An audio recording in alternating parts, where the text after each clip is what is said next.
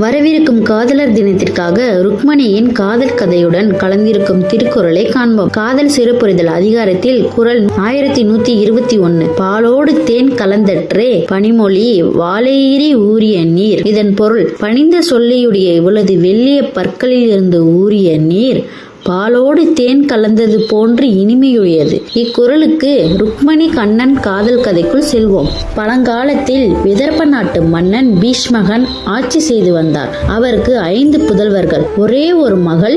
அவள் பெயர் ருக்மணி, லட்சுமியின் அவதாரம். அவள் அழகில் மட்டுமல்ல, அறிவிலும் குணத்திலும் மென்மையான பேச்சிலும் சிறந்தவளாக அவள் வளர்ந்தாள். அரண்மனையில் உள்ள அந்தப்புரத்திற்கு வந்த பல அரச குடும்பத்தினர் துவாரகையின் அரசர் ஸ்ரீ கிருஷ்ணர் பற்றி பேசுவதை ருக்மணி அடிக்கடி கேட்டிருந்தாள். நீலமேக நிறத்துடன் தாமரை கண்களுடன் வீரமும் கருணையும் ஒன்றாய் அமைந்தவன் கண்ணன் என்பதை ருக்மணி அறிந்தாள். அவன் பற்றிய ஒவ்வொரு சொல்லும் அவள் உள்ளத்தில் இனிமையாக ஒலித்தது. கண்ணனின் கதைகளை கேட்டு கேட்டே ருக்மணியின் மனம் தன்னை அறியாமலேயே அவரிடம் சென்றது. கண்ணனை பார்க்காமலேயே இவரே என் வாழ்வின் துணை என மனதில் தீர்மானித்தாள். அதே சமயத்தில் துவாரகையில் இருக்கும் கிருஷ்ணரும் ராதையும் ஒருவருக்கொருவர் காதலித்து வந்தார்கள். ராதையும் லட்சுமியின் இன்னொரு அவதாரம் தான். இருந்தும் கிருஷ்ணர் விதர்ப்ப நாட்டு இளவரசி ருக்மணியின் இனிமையான பேச்சிலும் அறிவிலும் சிறந்தவள் என்பதை அறிந்திருந்தார்.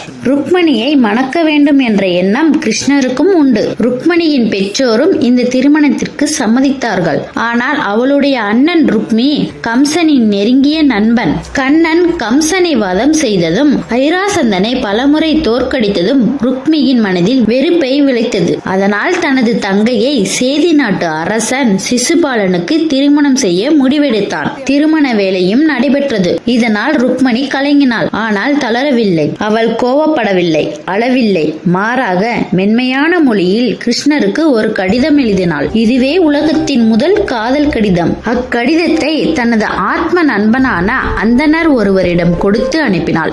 அந்தனரும் அக்கடிதத்தை கிருஷ்ணரிடம் கொடுத்தார். கிருஷ்ணர் ருக்மணியின் கடிதத்தை படித்தார். அக்கடிதத்தில் ருக்மணியின் தாழ்மையான அன்பும் அவள் தன் உயிரையே கண்ணனிடம் ஒப்படைக்கும் அளவிற்கு இனிமையான சொற்களும், அந்த சொற்களில் கண்ணனை மட்டும் தனது வாழ்க்கை துணையாக ஏற்பேன் என்பதை இனிமையாக தெரிவித்திருந்தாள். அந்த கடிதத்தை படித்த கண்ணனின் முகத்தில் புன்னகை மலர்ந்தது. அவள் அழைப்பை ஏற்ற கண்ணன் தனது தாய் தந்தையரிடம் கூட சொல்லாமல் விதர்ப்ப நாட்டை நோக்கி புறப்பட்டார். திருமணத்திற்கு முந்தைய நாள் கௌரி ஆலயத்திற்கு செல்வதாக கடிதத்தில் குறிப்பிட்டிருந்ததை நினைவில் கொண்டு ஆலயத்திற்கு கண்ணன் சென்றான். அங்கு ருக்மணியின் அண்ணன் ருக்மி அவர்களை தடுத்த போது கண்ணன் போரிட்டு ருக்மியை வென்று ருக்மணியை தனது தேரில் அழைத்து சென்றான். அவர்கள் இருவருக்கும் துவாரகையில் முறைப்படி திருமணம் செய்யப்பட்டது. மக்கள் அனைவரும் மலர்கள் தூவி பரிசுகள் கொடுத்து தெய்வீக தம்பதியை வாழ்த்தினார்கள். இவ்வாறு ருக்மணியின் மென்மையான சொற்களால் தொடங்கிய காதல்